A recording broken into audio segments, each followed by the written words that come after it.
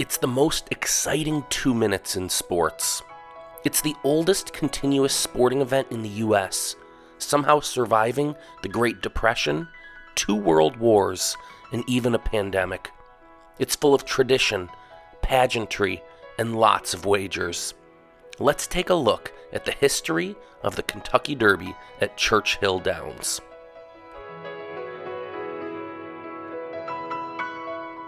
Back in 1872, Colonel Meriwether Lewis Clark, the grandson of William Clark of Lewis and Clark fame, traveled in Europe, watching horse racing and eventually helping to organize a race in Paris. He wanted to create a similar racing scene and experience in the United States. Upon his return to Kentucky, he was instrumental in raising funds to build what was to become Churchill Downs, named after the men who provided the land for it. The first Derby was held there in May of 1875, with 15 horses in front of 10,000 people. After some lean years, Colonel Matt Wynn acquired Churchill Downs in 1902 and led it into years of prosperity. It was under his leadership that the Kentucky Derby became the foremost stakes race for 3-year-old thoroughbred horses in the United States.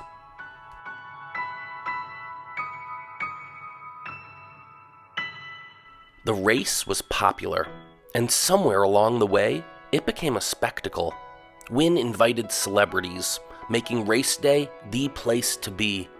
In 1925, the race was broadcast on the radio for the first time over WGN in Chicago and WHAS in Louisville, growing the audience even more. In May of 1952, the first national TV broadcast aired. It's estimated that 10 to 15 million viewers watched the Kentucky Derby that year. As per tradition, on the first Saturday of May in Louisville, Kentucky, the sports world holds its collective breath for the fastest 2 minutes in sports. 1.25 miles of thunderous, mud-flinging drama. Not too much has changed about the Kentucky Derby. Over the years, the purses got bigger, the crowds got bigger. But the one thing that we love about the Kentucky Derby most is the tradition, the mint juleps, the singing of My Old Kentucky Home, the command, "Riders up!" the adrenaline of the race, the lush blanket of roses that drapes the winning horse.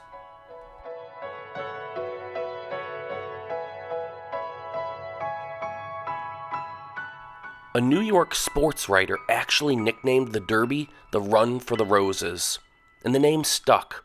It's a long-standing tradition to lay a garland of roses over the winning horse.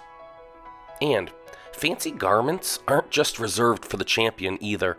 Fashion has been on display for the Derby goers really since the beginning. Clark originally dreamed of throwing large, lavish parties to parallel the race. The tradition of fancy hats began in the 1960s, in large part due to the presence of the TV cameras at the Derby.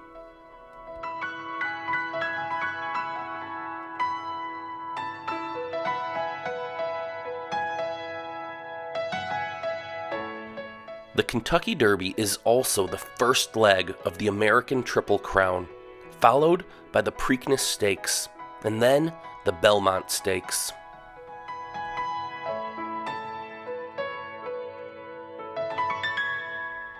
Winning the Triple Crown is prestigious and incredibly difficult to do.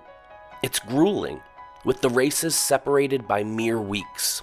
In fact, there have only been 13 horses to do so, beginning with Sir Barton in 1919.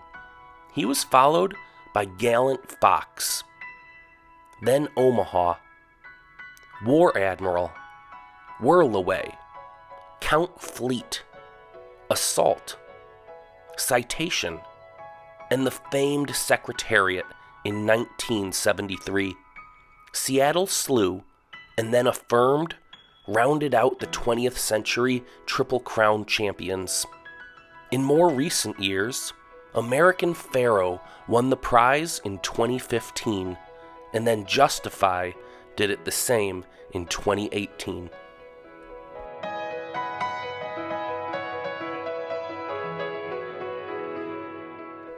Most people consider Secretariat to be the greatest racehorse in history.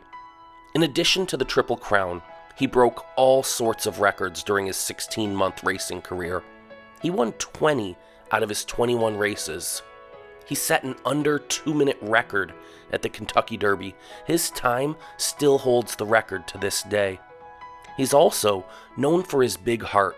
Literally, his heart was more than twice the size of the average racehorse. Some of the other notable highlights from over the years include Diane Crump in 1970. She became the first female jockey to ride in the Derby. She placed 15th out of a field of 18 that year. In 1984, the Kentucky Derby was simulcast across the country at 24 racetracks. The live wagers set a record for betting on a single race in North America on that day, with over nearly $19 million bet. In 1985, the Kentucky Derby Museum opened at Churchill Downs. The following year, the racetrack was honored as a National Historic Landmark. Today, visitors can take a guided tour of the racetrack and explore the rather remarkable and interactive museum. Some horses, in some years, seem to be more popular and enduring with the public than in other years. Take Barbaro, for instance. In the 2006 Kentucky Derby, he won by an astonishing 6.5 lengths.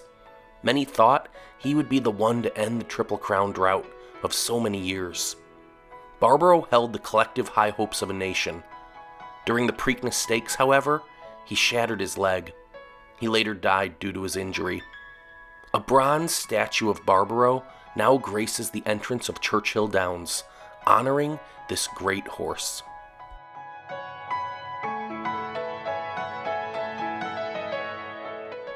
Spring seems like it's officially underway when the first weekend of May rolls around.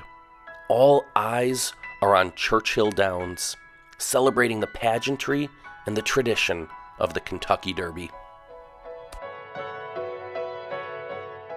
Thanks for watching Memory Mountain. If you enjoyed this video, please click to subscribe to our channel and hit that thumbs up button. Be sure to tap the notification bell so you'll be one of the first to know when we post our next story looking back over the landscape of Americana.